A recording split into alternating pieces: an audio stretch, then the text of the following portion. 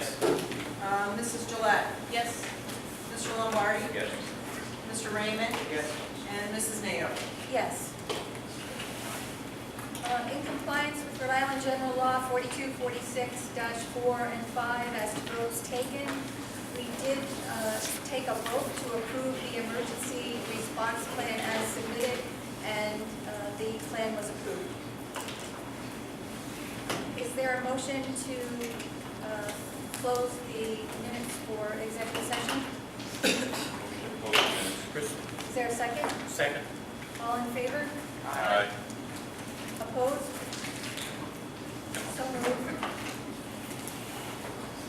The next item on the agenda is with regard to the NSTA and the NSASSP collective bargaining. The items on the agenda, in the event that any action needs to be taken as a result of closed session discussion, and no action needs to be taken. The next item on the agenda is the DATTCO bus contract issue. Mr. Clifford.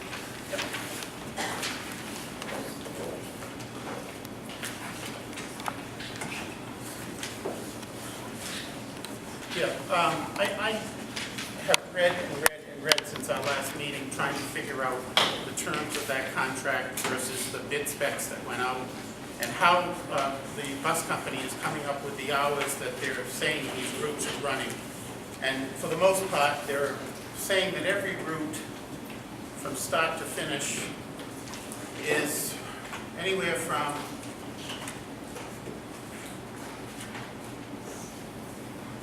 I guess it looks like 4 hours and 25 minutes is their shortest, and 5 hours and 10 minutes is the longest. And that's calculating the route time by the time they leave the depot in the morning until the time they return to the depot after they do the middle school and elementary school runs. And then also combined into that is the time they leave in the afternoon to go to the high school, pick up the kids, do the runs, and get back to the depot at the end of the day. I really would like more of a breakdown than what they're giving us here for what they're billing us, which is going to be astronomical. I mean, it looks as though it's like about 11 hours a day in excess hours, and that comes out to $85,000, $90,000 a year if it is consistent for all the months. So the first 3 months have been consistent, and the last 2 months, they have been billing us for about 11 hours a day of overtime. I can't find any other district that has ever paid excess hours for bus routes, and I can't understand how they get the calculations they do, because what I did was I went online at the school department website. The routes are posted on the website. It says the first student pickup, the last student pickup in the morning, then the pickup at the schools, and the last student drop-off.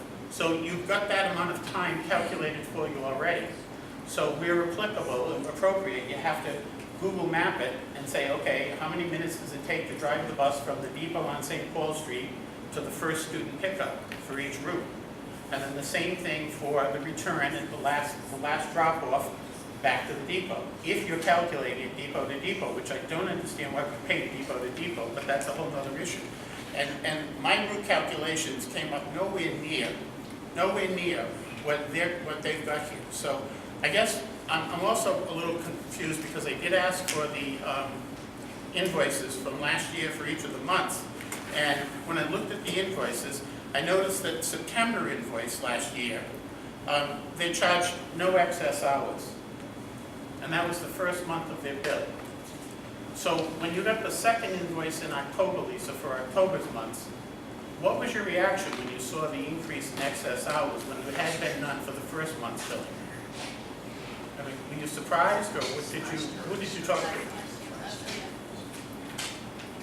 Through the chair, Yes. I think it would be helpful if Mr. Mayo answered that question.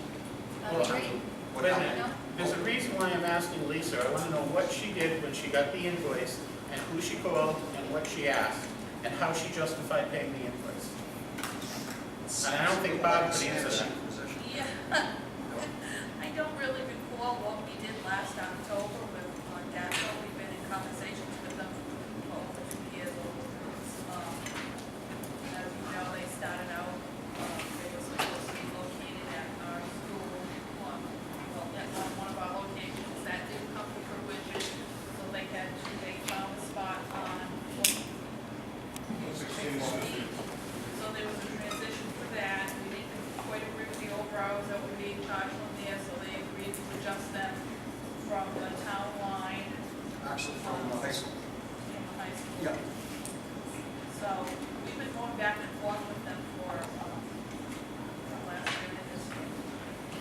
paid $50,000 in excess hours last year. We ended the year by paying 136 hours a month, and now we're back up to over 277 a month. So whatever ground was made last year has been lost this year as far as I'm concerned. But my point is, I would have been shocked if I had gotten that bill, because I'm sure you never paid excess hours for first student. According to the other invoices I looked at, I can't see any signs of evidence that they ever charged excess hours. They drove the same routes. So my mystery is, how could they have driven the same routes and never charged excess hours, and yet now we're being hit with $12,000, $10,000, and $13,000 a month in excess hours? Mike, let me. And my second question is, Bob, and then you can answer, please.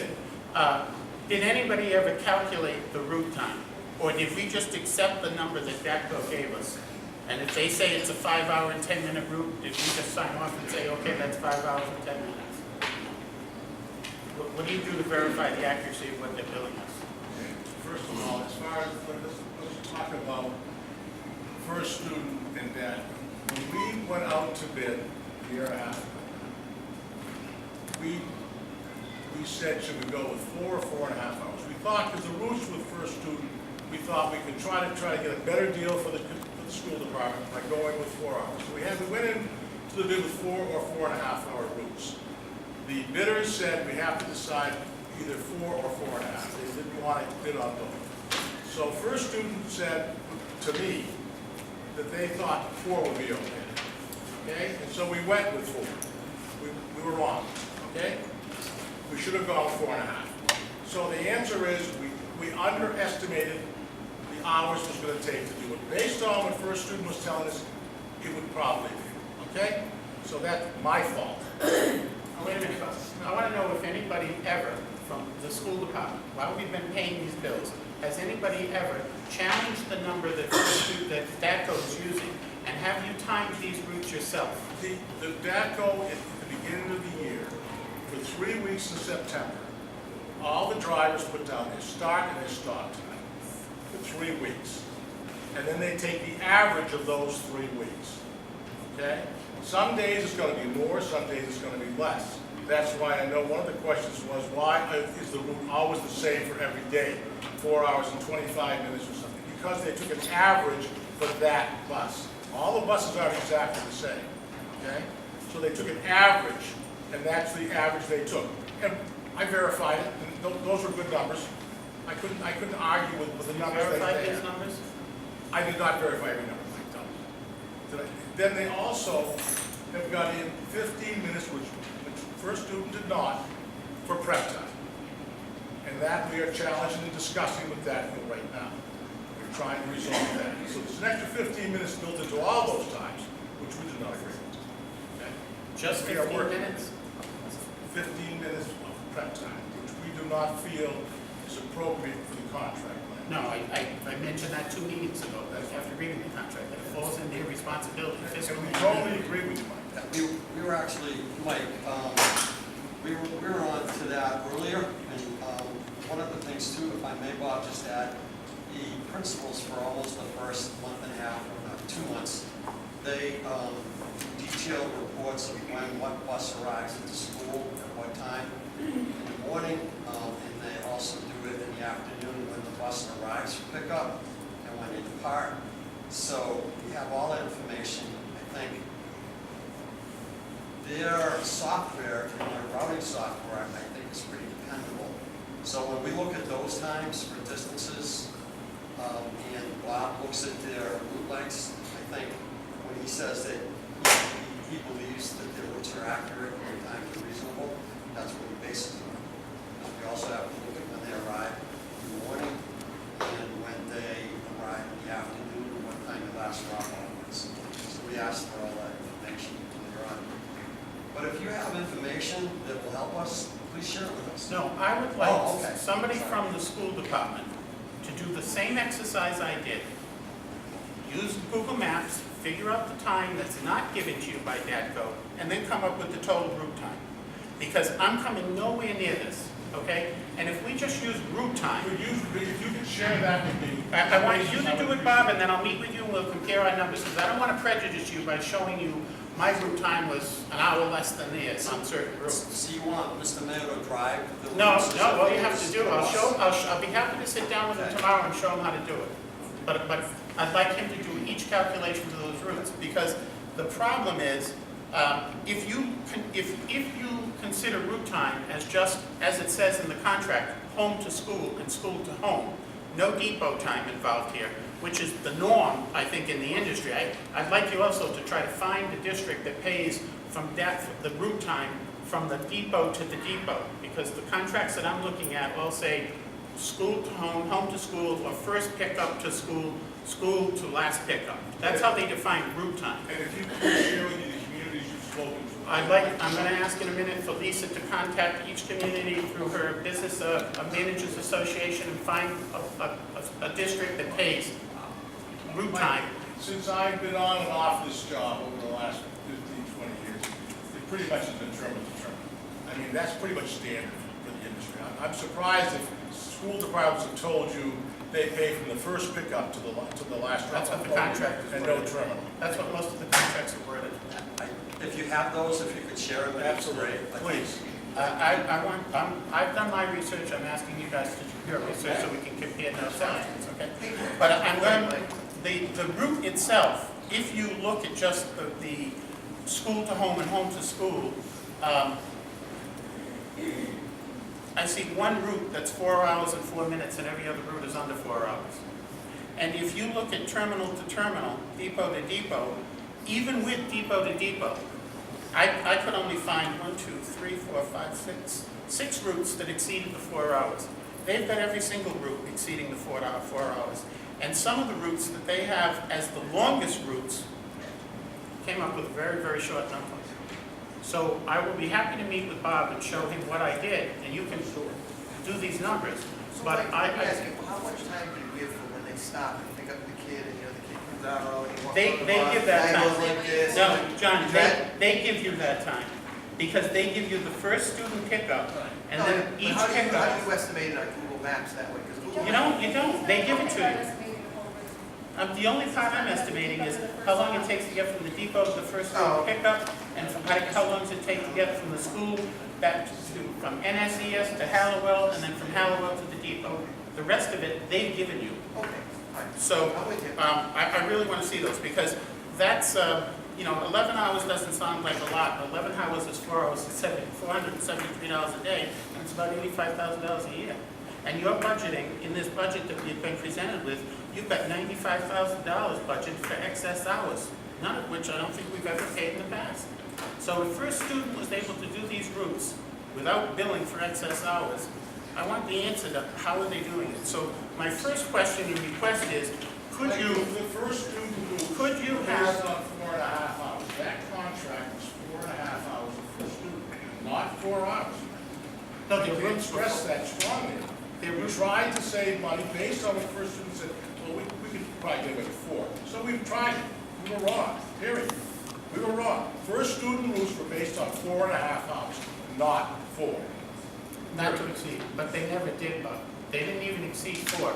If you go on, I went online and found the first student routes from when they did the regional bidding in 2012 at the state level, and the first student routes are on there. And you can play around with those routes in every way you want. Why I don't think any group or school or any organization would agree to a route time from depot to depot is, I can leave the depot and drive 5 miles an hour, or I can leave the depot and go what I'm supposed to drive at. And that is a huge variable as to what your timeline would be and the time of your routes. How would I plan for what my costs are gonna be if it's depot to depot, and I don't even know where their depot is? How could I figure out who to award the bid to? It all is dependent on where the depot is and in proximity to the schools. So that's why I think nobody else bids depot to depot. They just give them copies of the routes, and this is the route. If you can do it in 2 hours, good for you. If you have to do it in 6 hours, too bad. This is what we're paying per diem, and that's what that per diem rate is about. I want to know the details of those routes that they've given us, because there has to be something more in these routes than just depot to depot. I'll give you an example, Route 13, 5 hours and 10 minutes. To get to 5 hours and 10 minutes for that route, I don't understand how they could come anywhere near that number. Yeah, that's.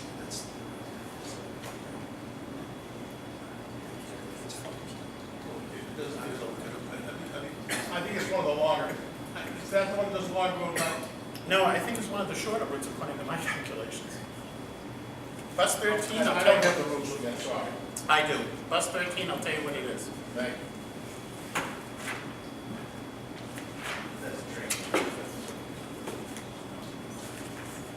That's why I sent the email yesterday asking what bus 13 does. Yeah, There's a that just does the transfer from Hollowell to NSASSP. Right, because it's a very short route, bus 13. Bus 13 does Pond House Road, Providence Pike, Bruce Drive, Providence Pike. For the high school, it does Buell Avenue, Great Road, School Street, North Main Street. But in the afternoon, it's Providence Pike is one of the lines, it's go all the way down, Providence Pike. yep. But I'll go over it, that's no problem. So I would like from DATTCO, before next week's meeting, if we could, an explanation as to a breakdown of how Route 13, every route, but I'll use Route 13 as an example. How does it come out to 5 hours and 10 minutes? How many minutes does it take them to get from the depot to the school? How many minutes does it take them to run the route? How many minutes does it take them to go to the other school? I want them to show me how they arrived at 5 hours and 10 minutes, because I don't come anywhere I near think that. it's a great idea to take one of the longest routes, and we can sit down and we can analyze it. So bus 13? Well, that's the shortest route, in my estimation, but that's No, but when you're they're saying charging it's the the most. longest route on. That's when they're charging 5 hours and 10 minutes for. But I would like to know, also, I heard the banter about the pre and post bus inspection time. And again, that falls under the contract, in the placement of the contract, it's in the description of the vehicles. And it identifies, a certain number of things as the legal and financial responsibility of the contractor, and the pre and post bus inspections are. So I would like to know if any other school system has to pay for the pre and post bus inspections, and I'd like a specific answer from Ben. I know he's supposed to be reviewing this contract. Are we obligated to pay the time for pre and post bus inspections according to the wording of that contract? I'd like that as a specific answer from Ben. One of the things I'm curious about. So to that end, Madam Chair, you do have Attorney Scungio reviewing the contract, and he is scheduled to get back to you next Tuesday. He's going to attend the meeting, so I'm sure he can answer that question then. Well, I'd just like to give him a heads up to research the language and check on it. What we'll do is we'll pose the question, have Mrs. Nail approve it before we send it to them. And Lisa, can you network through your Business Managers Association and send out an email asking them if any system ever paid excess hours for regular ed route time? Because I would think that language about, over the 4 hours would mean if your actual drive route time was increased to the point where it was over 4 hours, then that would kick in. Not just willy-nilly. So I would like to know if any other school system has ever paid excess hours for regular route time, how much and what were the circumstances, I think you're all straight what you want to do. Yeah, about straight. So like the information you have, you want to share with Mr. Mayor, was that it? Yeah, I'll meet with him whenever he'd like to meet, and I'll show him what I calculated, and then he can do it. And if the school committee agrees, I'm sorry, we can involve the DATTCO terminal manager if you'd like. I think that's gonna come down the pike, yeah. Well, I mean, do you want to involve them now, or I think? Well, I want the information from them first. Okay. Just so you know that many of the things that you brought up tonight, we've already been discussing with them, and we asked for a proposal from them for the January 19th meeting. We've especially stressed the 10-minute pre-trip and the 5-minute post-trip, along with some other issues that we asked them to address. So we expect to have that proposal before the 19th for starters. You know, when you mentioned that proposal, it kind of took me back, because what I heard was, all those excess hours are gonna go away because we're gonna come in and the proposal will probably have a higher per diem rate. That's not what I'm interested in. I'm interested in them providing the buses at the agreed upon bid per diem rate price, period. So if they're gonna come back with a proposal that raises our rate so that we end up paying the same thing, I don't wanna legitimize what I consider to be a possible overpayment. Sure, I think, I can't speak for what proposal they're going to submit, but I think you bring up a few points that I think, as Mr. Mayo addressed, there may be a different perspective. There may be someone who reads this paragraph in the contract as well as in the bid specs that may be interpreted as very easily, it's terminal. Secondly, I think Mr. Mayo has already said that January 2014, when we sent the original bid specs out, remember the vendors as a mandatory pre-bid, it was clear then we got information that the routes were between 4 and 4.5 per student. Again, when we sat with the vendors on pre-bid, they said they can't bid on that. Mr. Mayo went back to a particular person and per student, he got the information that seemed to make sense, and as Mr. Mayo said, in an effort not to overpay, but we would rather save money if we could. We estimated the routes at 4. The routes are 4.5, much closer to 4.5. Your interpretation is that it shouldn't start until the first pickup and the last drop-off. I think all that's going to have to be worked out probably, if it can't be worked out cooperatively, probably legally. So, Yeah, I think that's what we have to do. yeah, so I think we want to tread lightly in open session, and I think we want to probably hear from Ben on his interpretation in close. The only thing I can speak for, and maybe I'll be proved wrong, is that I have been impressed with the professionalism of this group, of their mapping and bus routing, and you worked with them over the summer for the last 2 summers, and I don't think we're being cheated. That being said, you could prove me wrong. So if you are willing to share information, that'd be great. I just don't know whether Lisa is going to be able to turn around what you've asked for in a reasonable amount of time. I have to say something on her behalf because she's been working out straight. All I'm asking for is for her to send an email to the distribution list That's it. for the Business Managers Association with 2 Okay. questions. We don't get a lot of responses from that. Well, we'll Yeah, see. I know. And again, Mike, you have to realize is that they don't have the same contract as us. So, you know, we have the contract that we have, and we have to work with it. Their contract may be different. So they may be that either they pay excess hours or they don't, but it depends on what's in their contract. Last question. Did Mr. Scanzio, the school department attorney, review that contract as is required by the town charter? We send all contracts that before they go out to bid to. So Mr. Scanzio reviewed that contract? Can I answer? Yeah. Yeah, it's a matter of practice on all things that go out to bid. Every single thing that goes out to bid goes to Ben's office before it goes out to bid. Okay, so he reviewed that before you signed It's a it? matter of practice, we send every contract, every bid document before it goes out to bid to attorneys. I have a question I'd like to ask. Last February, when I noticed the amount of the overtime we were expending every month, I asked you if the bus routes had changed over the years, and you said no. Why is it that we don't know the length of time of our own bus routes? Why do we have to ask the bus companies? Why do we not know if the routes haven't changed over the years? Well, they do change. Well, in February, you said no, because I was asking why we spend $10,000 a month in overtime.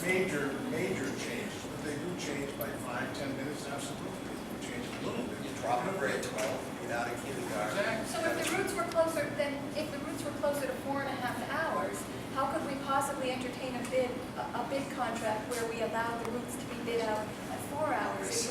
If you allow for the 10 minutes that you just said, that makes them closer to 4 hours and 20 minutes. Why would we ever entertain a thought of bidding for 4-hour bus routes? You're right, we shouldn't have. We were given. I mean, it's a lot of money. It's Chromebooks. I mean, it's like $140,000 so far, and another $100 for next year. I'm It's a lot still of money. working with to me, even if you do depot to depot, it really only looks like 6 routes are over 4 hours, and it's not by a lot of time. But I don't come up with all of these routes being way over hours, and so it'll be interesting to see what the answer is. Maybe the buses are going somewhere else that's not delineated, I don't know, but I can't figure out why.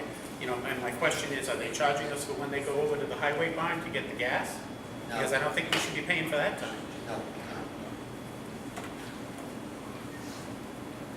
Does anyone have any other questions about this, about the DATTCO bus contract? I just, if you mentioned that you already speak to them about the prep time. And I think that's, I mean, I'm not an expert on it, but, you know, you're reading the contract, pretty black and white, right? It's in there, it's in their section. So, I guess I'm curious as to why there'd be a proposal. Why would they just, I don't make the automatic jump from, this is in your section, you've been charging it for us, where's our credit, to, can we discuss it and can we have a proposal that? I'm not sure where that leads. I'm trying not to disclose too much of our discussions, but it doesn't mean that it hasn't been said that way. I guess it's just leave it at that. And that's fair, that's fair. It seems very straightforward. So, and I know, I understand what you're saying, And again, I think, I guess we'll go to the 19th and see what Ben says. but, okay. I think by the 19th we'll have, we expect to hear from DATTCO on some adjustments that we expect to be made.